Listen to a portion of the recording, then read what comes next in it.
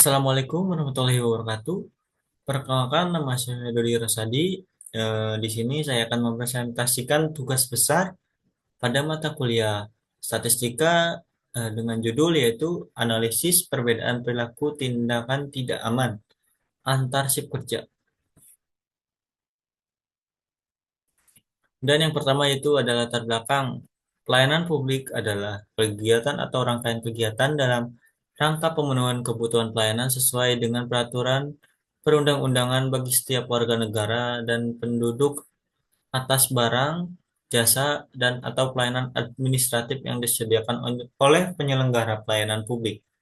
Permuka yaitu Pasal 1 Ayat 1 Undang-Undang Nomor 25 per tahun 2009. Adapun yang dimaksud penyelenggara pelayanan publik adalah setiap institusi penyelenggara negara, korporasi, lembaga independen yang dibentuk berdasarkan undang-undang untuk kegiatan pelayanan publik, dan hukuman lain yang dibentuk semata-mata untuk kegiatan pelayanan publik. Penelitian ini menganalisis perbedaan perilaku tindakan tidak aman antar sip kerja pada pekerja pemilihan black spot. Metode One Way ANOVA digunakan untuk mengidentifikasi faktor-faktor yang signifikan dalam mempengaruhi tindakan tidak aman. Dan di slide berikutnya ada pendahuluan. Tindakan tidak aman adalah tindakan yang beresiko menyebabkan kecelakaan kerja. Faktor internal seperti pengetahuan dan motivasi, serta faktor eksternal seperti lingkungan kerja, dapat mempengaruhi tindakan tidak aman. Penelitian ini bertujuan untuk menganalisis perbedaan perilaku tindakan tidak aman antar sip kerja. Variabel yang dianalisa meliputi sip kerja, usia, masa kerja, tingkat pendidikan, status perkawinan, dan anak. Tujuannya itu untuk menganalisis perbedaan perilaku tindakan tidak aman antar sip kerja. Kemudian metodenya One Way ANOVA dengan bantuan software SPSS. Dan yaitu ada metode penelitian, metode One Way ANOVA digunakan untuk menganalisis data yang diperoleh dari percobaan dengan berbagai tingkat faktor. Tujuannya adalah untuk mengidentifikasi variabel bebas yang penting dan bagaimana variabel tersebut dapat mempengaruhi respon. Itu dibagi menjadi tiga metodenya, yaitu yang pertama hipotesis, prosedur, dan yang ketiga yaitu kesimpulan. Kemudian di slide berikutnya ada hasil dan pembahasan. Analisis pengaruh variabel variabel sip kerja, masa kerja, tingkat pendidikan, status perkawinan dan anak, dan jenis kelamin terhadap tindakan tidak aman dilakukan dengan uji regresi logistik ordinal dan uji ANOVA. Kemudian dibagi menjadi dua, yaitu uji validitas dan uji reliabilitas. Semua item eh, pertanyaan pada kuesioner memiliki R lebih besar dari 0,4438 sehingga instrumen kuesioner dinyatakan valid. Kemudian yang kedua itu ada uji reabilitas. Nilai Cornbatch alpha sebesar 0,712227935. Itu lebih besar dari R tabel yang tadi ya, sehingga instrumen penelitian dinyatakan reliable. Kemudian ada uji one way ANOVA. Uji one way ANOVA dilakukan untuk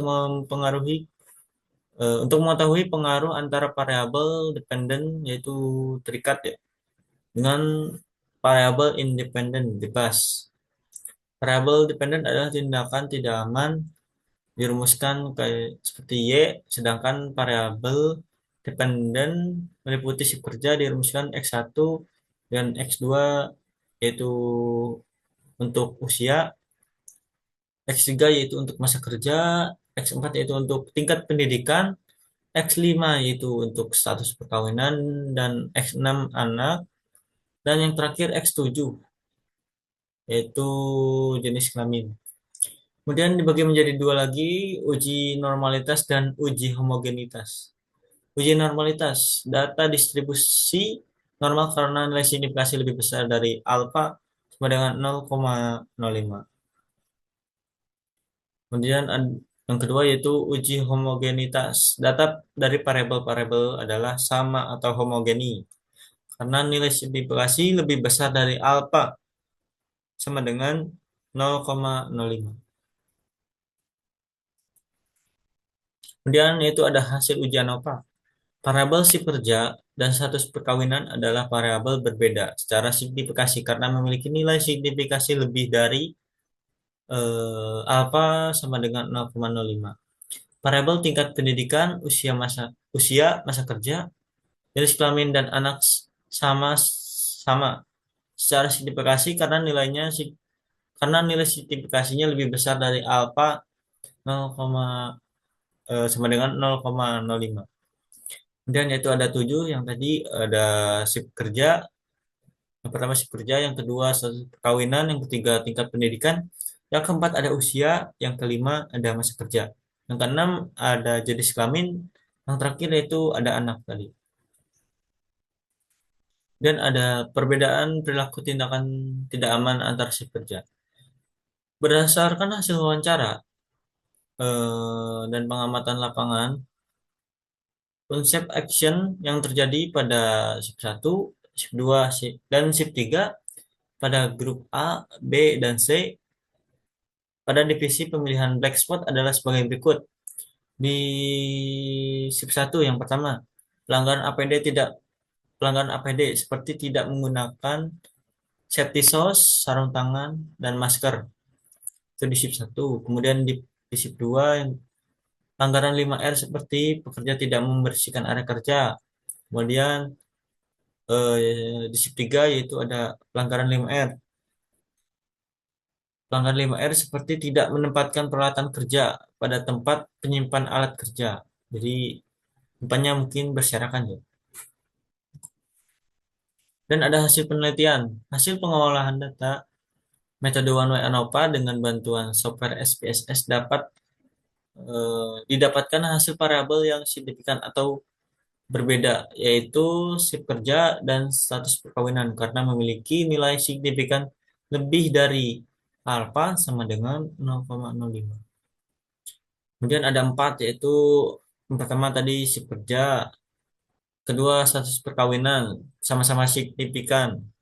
Yang ketiga itu pelanggaran APD di sip 1 tadi, kemudian 4 ada pelanggaran 5R, itu tadi di sip 2 dan sip 3.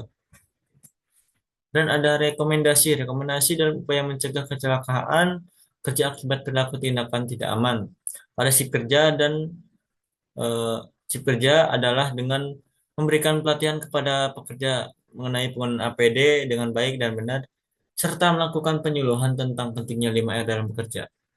Itu dibagi menjadi 4. Itu yang pertama pelatihan APD, guna APD yang baik dan benar. Yang kedua penyuluhan 5R, pentingnya 5R dalam bekerja, bersih-bersih. Kemudian yang ketiga ada safety talk, kesadaran penggunaan APD dan 5R. Kemudian yang keempat itu ada reward dan punishment, motivasi dan disiplin dalam bekerja mungkin. Kemudian yang terakhir ada kesimpulan. Penelitian ini menunjukkan bahwa terdapat perbedaan signifikan dalam perilaku tindakan tidak aman antar si kerja. Pelatihan dan penyuluhan tentang keselamatan kerja sangat penting untuk meningkatkan kesadaran dan meminimalisir risiko kecelakaan kerja. Dibagi menjadi 3. Yang pertama, shift kerja, yaitu faktor signifikan. Yang kedua, pelatihan. Pentingnya kesadaran. Kemudian yang ketiga, penyuluhan untuk meningkatkan pengetahuan tentang keselamatan. Baik, cukup sekian presentasi dari saya. Kurang lebihnya mohon maaf. Eh, Presentasi saya tutup. Wassalamualaikum warahmatullahi wabarakatuh.